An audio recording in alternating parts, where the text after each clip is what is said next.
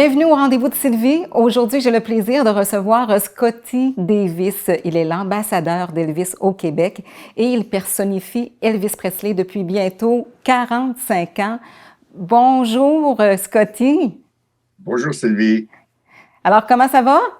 ça va super bien malgré les confinements et toutes les restrictions gouvernementales. On essaie de garder le moral. Alors, Oui, je me tiens occupé.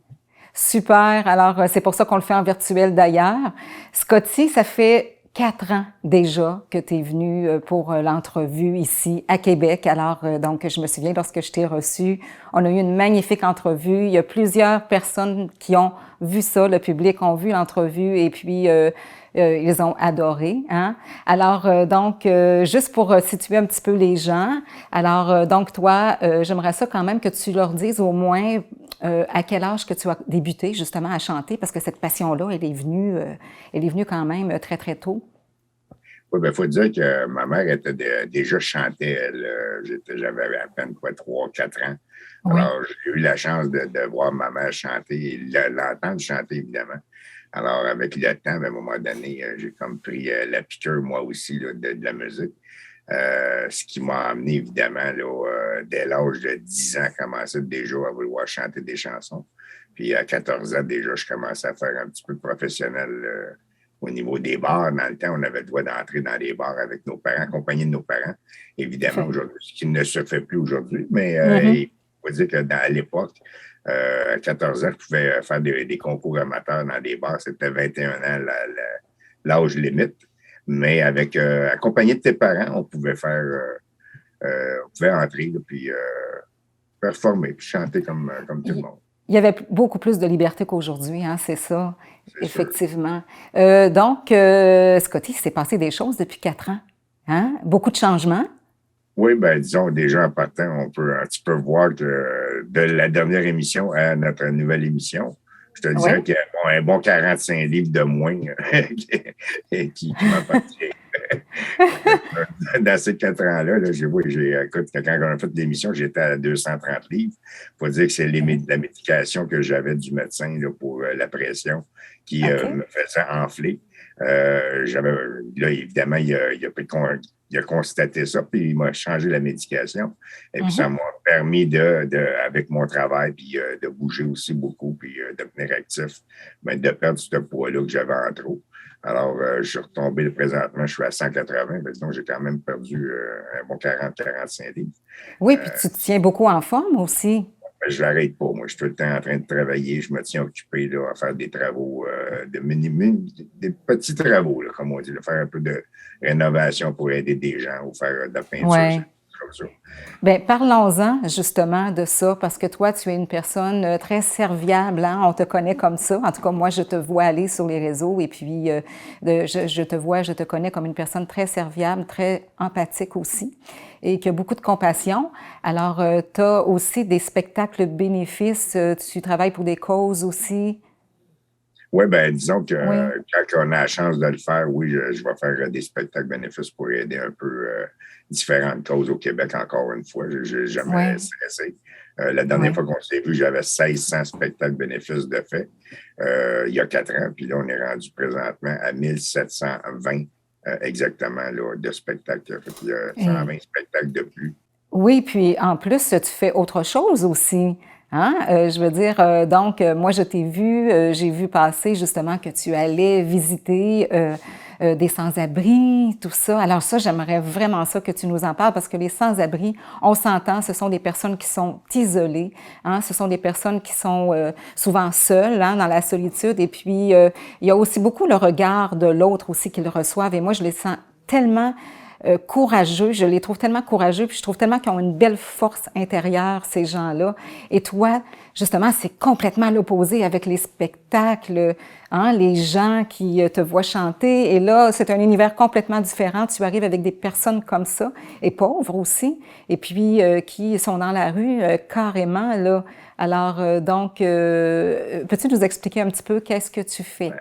Disons que sans jugement, évidemment, je fais ça tout le temps avec, en ne pensant pas à pourquoi ils sont dans la rue, à chercher le pourquoi.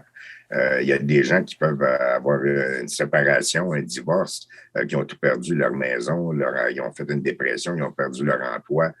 Ça emmène très loin. C'est la maladie mentale présentement au Québec qui est je pense, le plus grand des fléaux. Et puis, ces gens-là, ben, vivent la maladie mentale, vivent la solitude, ils sont pris à eux-mêmes. Les loyers coûtent extrêmement cher. Je pense pas que les gens peuvent être capables aujourd'hui, présentement, avec un chèque d'aide sociale, d'être capables de se nourrir et d'avoir un loyer convenablement à cause des prix élevés. Alors, ces gens-là se retrouvent dans la rue. Alors, on ne peut pas les juger, ces gens-là. Les gens ils ont beaucoup essayé de s'en sortir souvent, mais ils n'ont pas les outils nécessaires. Puis, il n'y a pas personne qui leur donne les bons outils non plus. Alors, moi, quand j'ai passé dernièrement, écoute, j'ai resté 4 ans, moi, 5 ans, à côté de l'église Saint-Paul à Saint-Jérôme. Et puis, j'ai passé comme par hasard, comme ça, je vais faire un petit tour dans mon coin, mon ancien coin. En passant, c'est là que j'ai vu qu'il y avait plusieurs itinérants qui étaient à l'extérieur, couchés avec des couvertures là, dans la neige. Là. Ils sont sur le palier de l'église, puis ces gens-là sont abandonnés à eux-mêmes.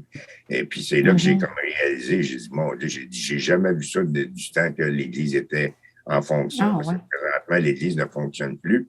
Alors, ils ont tout enlevé les bancs et ils ont fait des cubicules à l'intérieur où les gens peuvent avoir un matelas et un petit coin pour dormir le soir avec des séparateurs.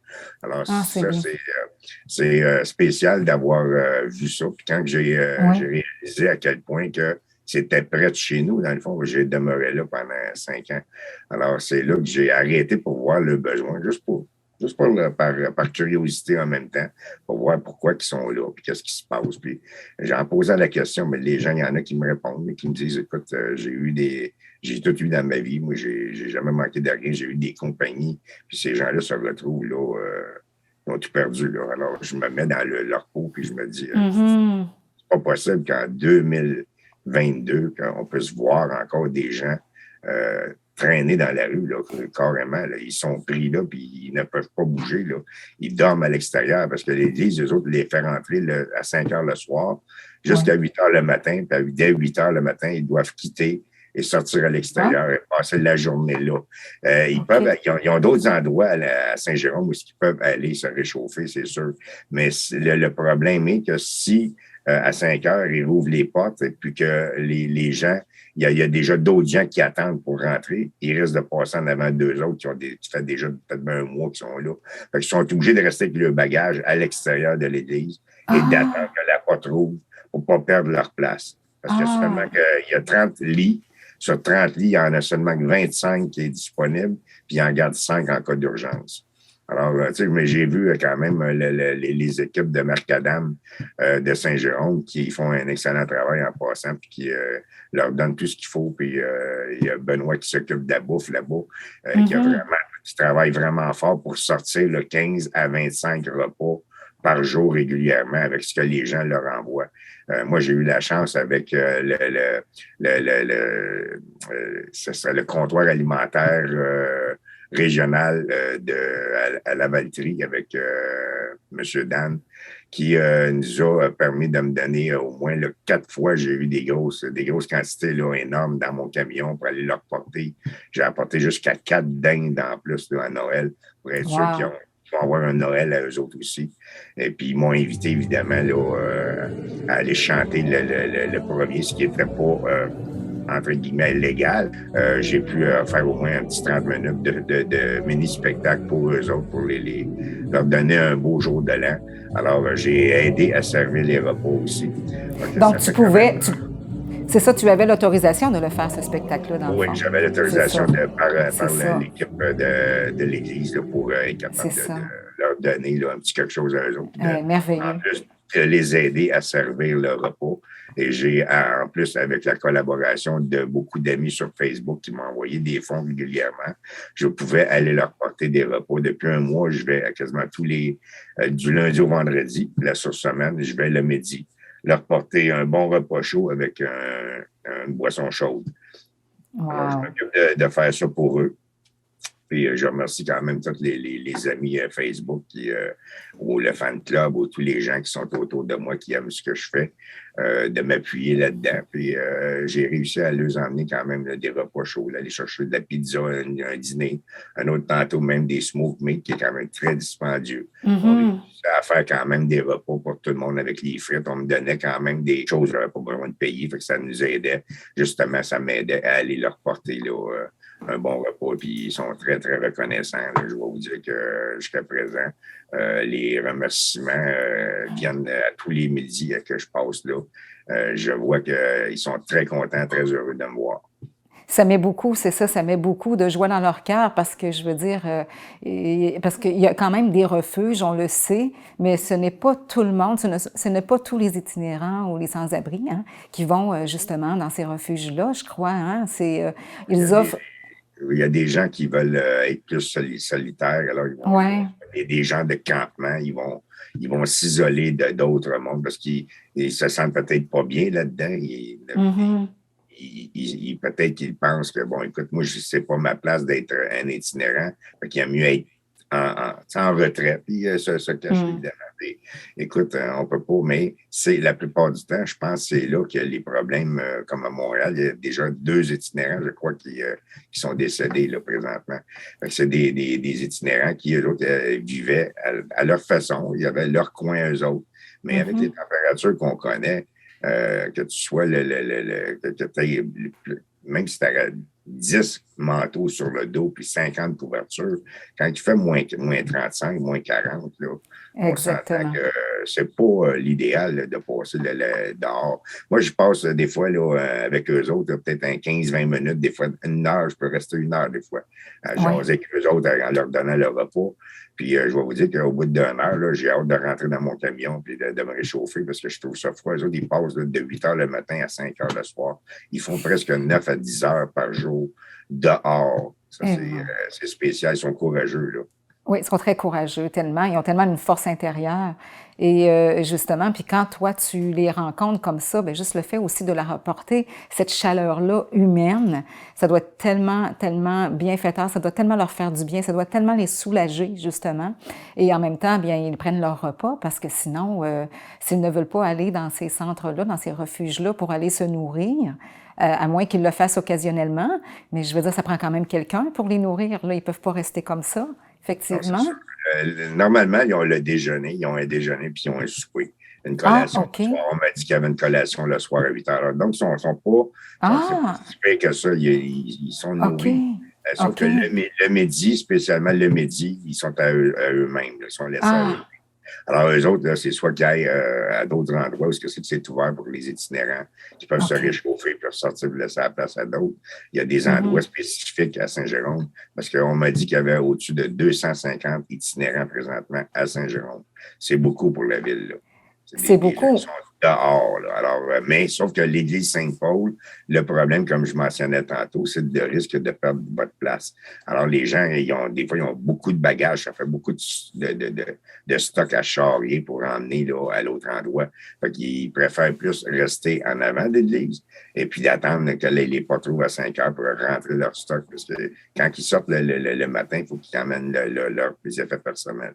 Alors, s'ils ont des bagages, des sacs pleins de linge. Il y en a, ils ont vraiment là, du stock. Là. Écoutez, là, c'est plein. Hmm. C'est plein. Là. Ils peuvent presque se faire une cabane avec tout ce que les effets personnels qu'ils ont avec eux. Alors, c'est pas évident pour personne. Il y en a même qui sont là, sont itinérants, puis ils ont leur propre Oui. voiture. Là.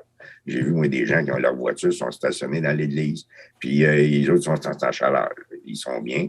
Ils viennent chercher Oui. leur repas pareil quand je leur apporte. Mais ils donnent aussi l'opportunité à d'autres itinérants, quand ils ont froid, de venir se chauffer dans leur camion, dans leur véhicule. Ça, je trouve ça cool, au moins qu'il y ait un lien là, d'appartenance, puis qu'on ne laisse pas l'autre gelé. S'il est vraiment gelé, bon, il lui donner un peu de chaleur.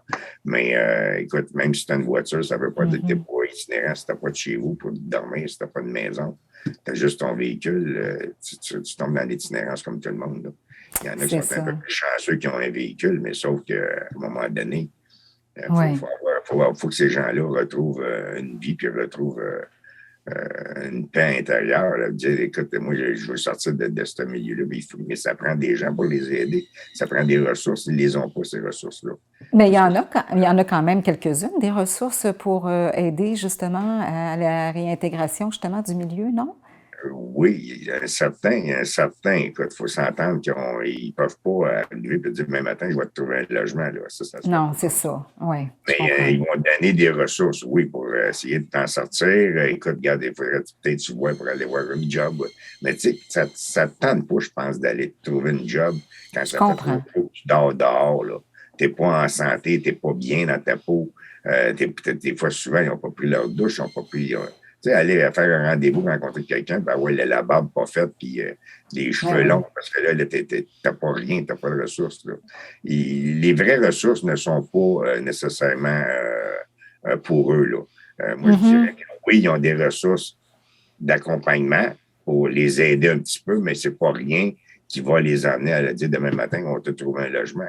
S'il y avait la chance d'être 4 itinérants qui se fourniraient ensemble pour se prendre un logement qui est abordable, ça Oui. pourrait bien aller. Mais Oui. la question est, les logements ne sont pas abordables. Du moment qu'un logement de 500-600 $ par mois là, a été, qui ont mis les personnes dehors, les nouveaux propriétaires ou les propriétaires actuels vont monter doubler le prix du loyer. Maintenant, là, un loyer de 500-600 $, il n'y en a pas. Tu vas avoir des loyers de 1200 puis 1300 $ pour un 3,5. Comment est-ce Et- que 4 personnes peuvent Oui. s'arranger pour vivre ensemble? Là? Oui. Avant ça, tu pouvais avoir un gros loyer, un 5,5, 6,5, là, avec des grands appartements. Là. Tu pouvais avoir ça pour des fois là, 600, 700, 800 $ maximum par mois. À 4, là, ça lui a fait 200 $ chaque. Ça va bien, Oui. là, on peut se Oui. débrouiller. Mais là, il n'y en a plus de Effectivement. ça. Il n'y en a plus de ça. Maintenant, là, quand les loyers là, à bas prix, là, les gens quittent après 10 ans, ils sont là à la même place. Les propriétaires se reviennent d'abord, puis c'est tout de suite, on fait une augmentation. Ils vont faire un peu de peinture, puis là, ils ont rénové, ils ont droit à une augmentation par rapport aux rénovations. Mais cette augmentation-là, elle va être beaucoup plus haute que ce qui serait supposé d'être par la loi et qui est de 4 par année. Alors là, on parle de vraiment là, une exagération où il n'y a personne qui va avoir la chance de se prendre un logement si tu n'as pas un emploi et si tu n'as pas une vie stable. Si Mm. tu présentement, ceux qui sont présentement dans la rue, c'est très difficile pour eux autres de trouver le bon chemin. Puis Oui, pour la réinsertion sociale, effectivement. Et c'est puis, très difficile. bien oui, effectivement. Alors ça, il y a eu ça, donc c'est du gros changement quand même, hein, dans le fond, si on recule avec il y a 4 ans. Il y a 4 ans, on y allait beaucoup plus avec, bon, tous les autres détails. J'invite les gens, même d'ailleurs, à aller voir l'entrevue, comme je disais. Ce serait vraiment agréable, même de la revoir, parce que même si on l'a vu, on se souvient pas nécessairement de tout. Et c'est une très belle entrevue. Et puis, parce que tu parles beaucoup de ta carrière, et hein, c'est ça, là. Et Même je te dirais que moi-même, je me suis surpris à un moment donné. Oh, mais mon Dieu, je ne me rappelais pas que j'avais dit ça. Mais écoute, c'est parce que de fil en aiguille, quand on parle, il y a des choses qui sortent. ouais, Dans la mémoire aussi, il y a des choses qui me ouais, reviennent. Moi, j'ai une ouais. mémoire phénoménale. Je me rappelle de ma vie à partir de l'âge de 2 ans. Alors, Mm. je suis Mhm. rendu à 62 ans. Là. On parle de 60 ans là, de mémoire. Là. Je ne suis Ouais. pas prêt à faire de l'Alzheimer pour l'instant, mais je peux te dire que non, ma vie, je me rappelle Mm. de ma vie à partir de l'âge de 2 ans. Tout ce qui s'est passé dans ma vie, elle était très marquée. Évidemment, je n'avais déjà parlé. Mais écoute, il y a des fois que je vais parler de circonstances ou de choses qui s'est passées Ouais. dans ma carrière. Puis ça me ramène tout le temps à quelque chose qui s'est passé dans ma vie. Il y a tout le temps une Un petit relation. quelque... Là, ouais. Oui, il y a un lien. Mais tu sais, justement, nos expériences nous forment, hein, c'est ça. Et ça devient, on devient la personne, justement, que l'on est, justement, de par nos expériences, hein, chacun. Ouais. Alors, c'est ça. Et c'est ce qui Ben, fait moi, que... j'ai un proverbe qui dit tout le temps, je le dis souvent aux gens, je l'ai même dit aux itinérants au jour de l'an, j'ai dit, écoutez, j'ai dit, moi, je vous souhaite pas joyeux Noël, je vous souhaite un beau Noël. Parce qu'il n'y a rien Mm. d'être joyeux, d'être dans la situation que vous êtes. Moi, j'aime mieux vous dire bon Noël que joyeux Noël, parce qu'il n'y a rien d'être joyeux d'être là. Là. Alors, Mhm. puis au jour de l'an, quand j'ai fait des chansons et tout ça, je leur ai souhaité une bonne chance. Puis j'espère que la vie et l'avenir va être meilleur pour vous autres. Ouais. Et moi, je vous ouais, donnerais un petit conseil. J'ai écouté, vous avez deux choix dans la vie. Vous avez le choix, quand vous vous levez, d'aller réaliser vos rêves. Puis vous avez le choix d'aller vous recoucher puis d'aller continuer à rêver. Fait que moi, je vous souhaite d'aller réaliser vos rêves. Fait que je ouais. pense que c'est assez bien dit, puis c'est assez. Oui, c'est C'est ça. tellement important parce qu'on a toujours notre petite voix intérieure qui nous dit, hein, ah, ça serait le fun de. Puis c'est ça, j'encourage souvent les gens aussi à suivre leur voie. Peu importe la trajectoire que ça va prendre, l'important c'est d'avancer dedans. Alors, puis c'est souvent en le faisant justement qu'on aime, qu'on est bien, qu'on ressent ce bonheur-là. Donc oui, il peut y arriver des obstacles, des choses comme ça, mais quand on fait ce qu'on aime, bien, je veux dire, c'est déjà ça. C'est ça, à quelque part, le bonheur aussi, de se sentir plus en paix avec soi, hein, de sentir qu'on avance vers nos objectifs de vie, Il faut dire effectivement. que n'importe qui, demain matin, pourrait se retrouver dans cette situation-là. On ne sait pas Oui. ce que demain est fait. Ça prend Non. juste une bad luck, puis tu perds tout, puis tu te retrouves dans la rue du jour au lendemain. Aujourd'hui, Mhm. c'est surtout avec le nombre de logements qui est difficile. C'est difficile de trouver des logements présentement là, sur le marché. Là. Il y a des gens Ouais. qui sont en attente d'avoir un logement parce que là, ils n'ont plus. Ils ont fini le Mhm. bail, puis il n'y a pas d'autre chose disponible parce que sinon, c'est trop dispendieux. Il y a encore Ouais. des gens, même qui ne sont pas dans l'abandon, qui ont des gens de la famille qui vont les aider, mais ils sont en attente, pareil, eux autres, comme tout le monde, d'avoir un logement, d'avoir un chez eux. Parce que Ouais. c'est pas évident là, pour personne. Puis autant moi, j'aurais pu faire des folies dans ma vie, puis me retrouver au même point qu'eux autres. Fait que je n'ai pas à juger personne là-dedans. Puis moi, aussi longtemps que je vais être capable de le faire, puis d'aider ou d'aider mon prochain, je le fais parce que je sais que la vie était bonne pour moi. Mais il faut dire que Ouais. j'ai créé ce bonheur-là. C'est ça que je pensais, parce que justement, J'ai travaillé pour, là, tu sais. oui, quand on donne, hein, on reçoit. Alors, c'est automatique et on ressent beaucoup de bonheur. Hein? Donc, je veux dire, Moi, je dors mieux. Je dors mieux le soir. Ça, c'est sûr que tous les soirs, tous les jours, j'essaie de faire mon petit BA. Ma petite BA par ouais, jour, même si elle n'est pas grosse. Peu importe ce ouais, que je vais faire aujourd'hui, moi, je vais juste être heureux de bien dormir, de ne pas dormir avec le stress, mais de dormir avec le devoir accompli, d'avoir aidé mon prochain. ouais, C'est pas grand-chose. exact. Ça peut être d'ouvrir une porte pour une dame âgée qui veut rentrer au magasin. Ça peut être n'importe quoi. Là. C'est des petites choses qui font que la vie peut être différente. Tu peux changer la vie de quelqu'un juste par une poignée de porte. Oui, puis par un sourire aussi, hein? Un sourire, un bonjour. Un bonjour. Parce qu'avec ce qui se passe présentement, là, on apprend aux enfants de ne pas communiquer avec personne. Il ne faut pas que tu parles à personne, il ne faut pas que tu t'approches de personne. Les câlins qu'on avait dans le passé, les becs, les accolades, c'est comme fini, c'est comme un monde à part, ça. Là. C'est un monde qu'on a vécu, que nos jeunes ne vivront peut-être plus. Là. Parce que On- la vie nous amène à s'éloigner les uns et les autres d'avoir notre 2 mètres et de faire attention pour ne pas fréquenter tout le monde parce qu'évidemment, il y a le COVID, les maladies qui sont dans l'air, puis on les apprend aux gens variants. on apprend à être froid et non à avoir un tempérament chaud avec le prochain. On est porté à être froid avec les autres parce que justement, on a. Tu sais, si quelqu'un rentre dans ton 2 pieds carrés, tu le regardes de travers, on a dit hey, écoute, il y a un 2 mètres là. Tu c'est rendu comme ça, puis on Ouais, apprend aux enfants la même chose, à vivre ça. On ouais. apprend vraiment aux enfants à ne pas communiquer directement là, avec les gens, là, donner une poignée de main. C'est fini, ça. Ben, en fait, La chaleur humaine, elle n'est plus là. Là. ben, présentement, c'est parce qu'à quelque part, on a comme pas le choix si on veut pas se contaminer, comme on dit. Hein? Je veux dire, C'est on ça qui peut. arrive. Mais c'est ce que les enfants apprennent. Fait que C'est ça. on a un nouveau monde qui est en train de se créer. Là. Ouais. On n'aurait plus les câlins, puis les petits becs, puis toutes les belles choses qu'on vivait dans le passé. Mais tu sais, Scotty, il y en a eu des virus aussi dans le passé. Et puis, lorsque, bon, à un moment donné, ça partait, les gens, ils recommençaient justement à se, se boycotter, se faire des étreintes et tout ça. Fait que, bon, peut-être, mettons, on le sait pas, mais c'est vrai quand même, il y a quand même une réalité dans ce que tu dis. On le sait pas. C'est sûr que ça a créé un changement, ça a créé une adaptation différente, et on s'adapte tout le temps, hein? Moi, je dis que ça a créé un monde froid présentement parce que ça fait 2 ans que ça dure puis c'est pas fini. Là. Moi, je dis qu'il y a encore un autre bon 2 ans facile avant que Ah, les ouais. choses redeviennent à la normale. Là. On n'aura rien Ouais. qui va revenir comme si rien s'était passé. Là.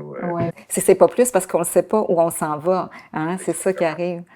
Exactement. Euh, Scotty, en dehors de tout ça, il y a eu du nouveau aussi dans ta famille que tu disais que tu tenais à parler Ben oui, par ben, rapport à... On ça parlait fait tantôt.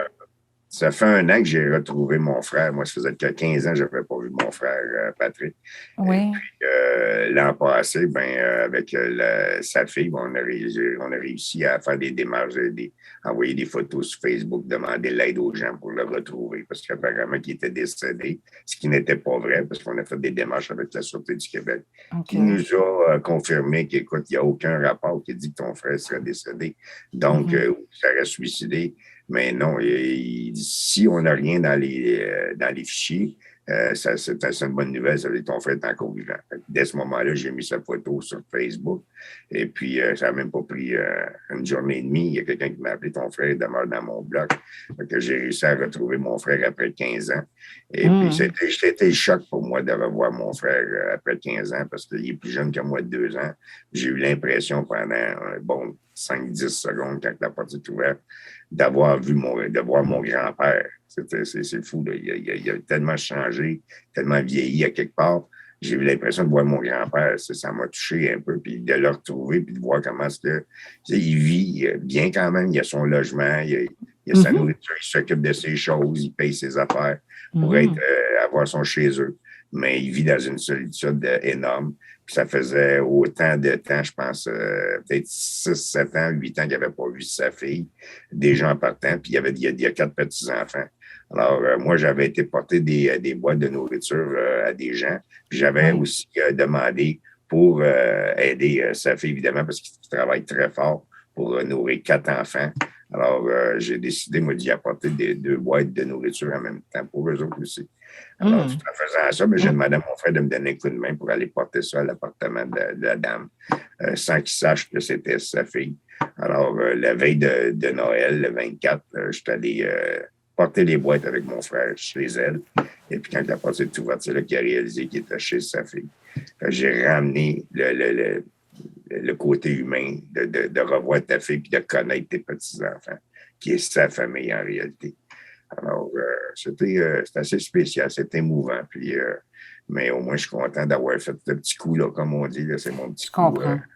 mon petit coup caché là, que j'ai fait pour qu'il puisse revoir, évidemment, là, sa fille, puis qu'il y ait un lien qui se recrée. Et puis, en même temps, ben, regarde ces petits-enfants-là, là, c'est ta famille. Ça Mm. t'appartient, c'est ton sang, c'est ta famille. Il Oui. était très heureux de ça. Écoute, il est resté là saisi, puis il n'a pas parlé là, pendant là, un bon 15 minutes, certain. Là, il était frigorifié, comme on dit. Là, Mhm. il est sur place, là, il ne comprenait pas encore ce qui se passait. Là. Mais il a réalisé que c'est un cadeau de la vie que j'ai apporté, puis Mm. il méritait ça, comme tout le monde ne mérite pas d'être seul, puis tout le monde le doit à son petit bonheur, son petit Noël, puis c'est sa famille. Alors, c'est ça.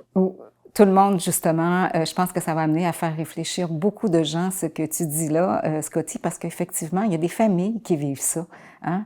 Et puis, je veux dire, il y en a plusieurs quand même. En 2018, moi, je lisais qu'il y avait, c'est hier que je lisais ça, il y avait tout près de 5800 itinérants en vue, là, donc dans 11 régions environ. Alors, donc, imaginons, puis juste avec le nombre que tu disais tantôt, juste dans une petite région.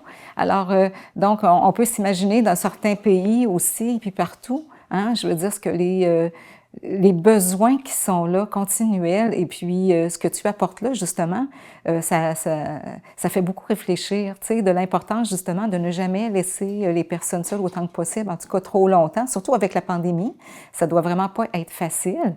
Et puis, donc, ça amène à réfléchir de s'occuper toujours plus de nos personnes Moi, qui nous entourent. ce que je dirais là-dessus en partant, c'est les gens ont tellement. Oui, les gens travaillent fort pour avoir leur petit bonheur, avoir le show, Ouais, avoir une belle maison, des belles voitures. Ça, c'est beau. Ça, vous ouais. avez tout ça, vous l'avez gagné, vous le méritez, c'est à vous autres, vous l'avez gagné, puis je le souhaite à tout le monde, que tout le monde vive ce petit bonheur-là. Mais n'oubliez pas que votre petit bonheur, il vous appartient, oui, mais qu'il y a autour de vous, regardez un petit peu autour de vous. Ça peut être dans votre famille proche, là. Ça peut être n'importe qui, mais donnez la chance aussi à quelqu'un de votre famille, peut-être de lui donner, de lui tendre la main, ou même à peine de juste donner un petit quelque chose si on voit qu'il y a un manque, il manque de nourriture, manque de médication, Ouais. whatever. Ça peut arriver qu'il y a des gens qui n'ont pas les moyens de s'acheter du sirop, s'acheter des médicaments. Regardez autour de vous. Ouvrez les yeux et regardez autour de vous les gens qui sont là, puis essayez de voir à ce que tout le monde soit heureux autour de vous. Moi, je me dis, quand toi, tu es heureux, oui, la personne la plus importante dans ta vie, c'est celle que tu regardes tous les matins dans le miroir. Alors, si Exact. cette personne-là, tu sens qu'elle est heureuse, parce que c'est toi qui es heureux, là. Si tu sens que tu es heureux dans ce que tu fais, puis que tu as gagné ce que tu as, oui, tu n'es pas obligé d'en avoir plus, puis d'en donner à tout le monde, mais juste de regarder un petit peu autour de vous autres. Puis si vous avez le moindrement une personne de la famille ou un ami qui a besoin que vous lui tendez la main, ne fermez pas la porte à ça. Essayez de donner le peu que tu peux donner à cette Oui. personne-là. Ça peut être beaucoup. Oui, mais ça peut être beaucoup. Puis cette personne-là, en retour, elle fera la même chose éventuellement un jour. Un jour, il tendra la main à quelqu'un d'autre, lui ici. Alors, c'est de se donner la main comme ça, puis de s'aider tout le monde. Il n'y a rien de dégradant là-dedans. Là. Il y a des gens qui disent, moi, je ne vais pas aider les autres. Moi, j'ai une vie, moi, j'ai gagné ma vie. Puis non, il n'y a pas juste toi dans la vie. On est un peuple, on est des êtres humains, là, on a une maison. Ça s'appelle la Terre. La planète Terre, Exactement. c'est une grande maison à tous. Alors, on peut-tu s'entendre qu'il n'y a pas personne que moi, personnellement, le terrain à côté de chez nous, puis le terrain de l'autre bord, là, pour moi, ça m'appartient autant que ça appartient à tout le monde. Même si c'est cadastré puis que tout le monde paye le taxe, c'est correct. Mais la planète Terre, c'est une maison. Prenons-en soin en premier, essayons de la soigner. Tellement. Parce qu'elle est vraiment malade présentement. La Terre va pas bien. Alors, avec tout ce qu'on voit, puis les changements climatiques, commençons par essayer de nettoyer notre maison, là, la tenir propre, la tenir en santé, puis essayer de vous donner la main, tout le monde, puis essayer de vivre une vie, puis de sentir qu'à quelque part, vous avez été utile pour quelqu'un d'autre, que ce quelqu'un d'autre-là devienne utile à quelqu'un d'autre aussi. Alors, c'est une chaîne, ça, l'amour. C'est ça, exactement. D'où l'importance, justement, que je dis souvent, puis que je répète, c'est ça, c'est de l'importance de prendre soin de soi. Puis les gens, Scotty, avec ce que tu dis, puis tu parlais de matériel tantôt, parce qu'on on catégorise pas, on dit pas que c'est tout le monde, hein. Je veux dire, il y en a des personnes qui donnent, il y en a des personnes qui sont très généreuses, il y en a des personnes qui donnent même plus, puis des fois, ils se privent beaucoup aussi. Mais, je veux dire, c'est important quand même justement de mettre du temps pour soi, puis d'investir pour soi, puis d'investir dans ses connaissances, d'investir aussi pour son bien-être intérieur. Tu sais, des fois, moi, je dis souvent, lorsque je parle de développement personnel et spirituel, puis je dis souvent aux gens cette importance-là, comme tu le dis si bien, de nettoyer, d'aller à l'intérieur de soi et puis de justement se procurer des outils, puis d'aller voir des gens, d'aller se faire aider s'il le faut, mais justement pour se sentir mieux possible avec soi-même. Et comme ça, on peut mieux aider les autres. C'est ça l'affaire. Voilà, oui. Exact. Voilà. Moi, je l'ai compris, évidemment, parce que c'est sûr que je ne suis pas mieux que personne. Là. Je ne suis pas le bon Dieu, puis je ne veux pas l'être non plus. Personne l'est aussi. Mais une chose qui est sûre, que moi aussi, dans une période de ma vie, il y a eu des hauts, il y a eu des bas.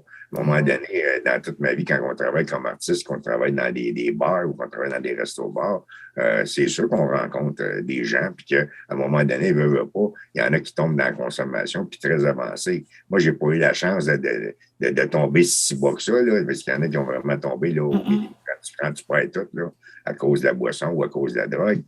Moi, j'ai eu la chance, c'est quand même d'avoir un certain retien. Là. Tu sais, je me retenais, je ne voulais pas aller trop loin, je ne voulais jamais sortir d'une place, moi, en boisson.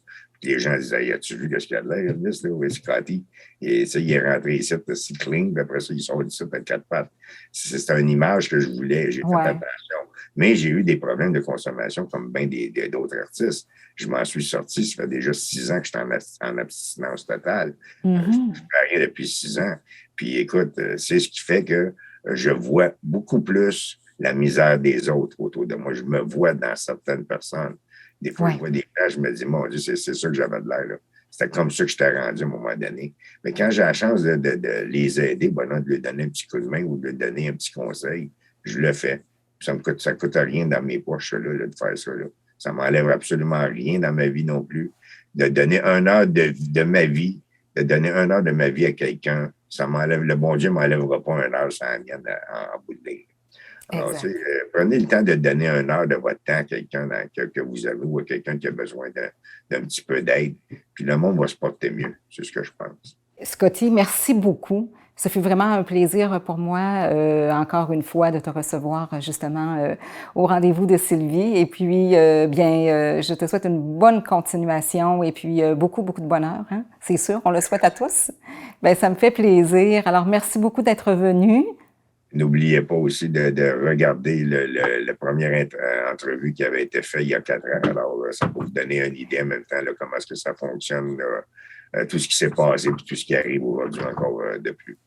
Oui, et j'invite justement les gens également à venir voir ces entrevues-là sur ma chaîne YouTube qui est Sylvie Moisan, les productions internationales Saphir Bleu Incorporées. Également, vous pouvez vous rendre sur www.sylviemoisan.ca, c'est mon site web, alors vous allez avoir accès directement aux entrevues, des rendez-vous de Sylvie.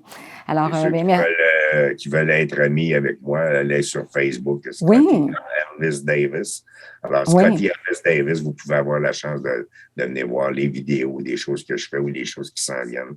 Alors, tout est annoncé. On a le fan club Scotty Davis aussi qui existe. Alors, vous pouvez aller sur Facebook et voir le fan club Scotty Davis ou Scotty Elvis Davis. Faites votre demande d'amis et puis ça me fait plaisir de vous accepter. Il reste encore beaucoup de place.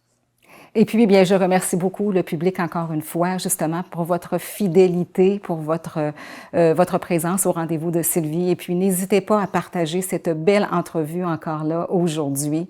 Et puis, comme Scotty disait, d'aller revoir l'entrevue, justement, qu'on a fait il y a 4 ans et vous allez vraiment aimer. Vous allez voir les différences, un côté carrière vraiment beaucoup. Et aujourd'hui, c'était vraiment le côté très humain de Scotty. Alors, bien, merci beaucoup à vous, cher public également. Puis merci encore, Scotty, et ça m'a fait vraiment plaisir de te recevoir. Merci à toi, Sylvie, puis merci à Guy pour le travail que vous faites. Puis, Oui. le dernier mot, je pourrais dire à tout le monde, soyez bons et regardez autour de vous, puis faites votre part aussi dans la société. Soyez bons avec tout le monde. Merci beaucoup. Alors, bien, au plaisir, Scotty. Au revoir. Au revoir et au revoir.